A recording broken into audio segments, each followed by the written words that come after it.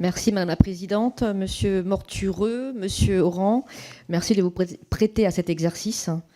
L'industrie automobile a été pendant très longtemps un pilier de l'économie française et pourtant, comme vous le disiez, aujourd'hui, le secteur de l'automobile français souffre.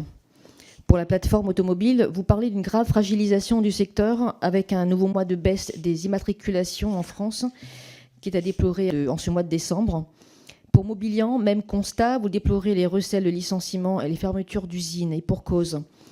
Plus de 150 000 emplois ont été supprimés dans le secteur en 18 ans. 70 000 emplois sont actuellement menacés et les chiffres de production ont été divisés quasiment par 3 en 20 ans. L'un des principaux motifs, d'après vous, la transition et la vente vers des véhicules électriques. Pourtant, en France, un écart paradoxal subsiste entre la bonne santé économique des constructeurs enregistrant des profits records et le délitement industriel de leurs sites au détriment des salariés. Nous pensons que les causes de cette crise sont certes multiples, mais qu'elles partagent la même racine, le libéralisme économique et la politique de M. Macron en faveur notamment des dividendes des actionnaires. Parmi les nombreux plans de licenciement existants dans le secteur automobile, j'aimerais vous parler d'un cas en particulier, très représentatif de la situation actuelle, le groupe Valeo. Ce groupe international aux racines françaises, qui emploie près de 14 000 personnes sur 23 sites, a changé de stratégie pour passer au tout électrique.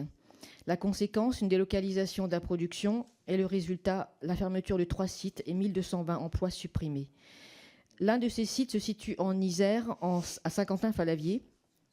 238 emplois sur 350 vont être supprimés, une agonie qui finira par une fermeture complète.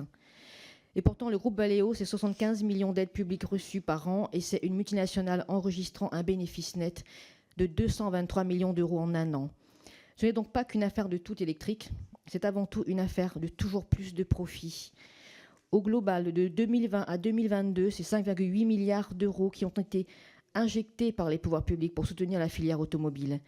Face à des multinationales aux bénéfices faramineux, sans que pour autant la destruction d'emplois ne cesse, sans que pour autant il n'y ait une quelconque responsabilité des donneurs d'ordre vis-à-vis des sous-traitants, sans que pour autant les délocalisations soient évitées.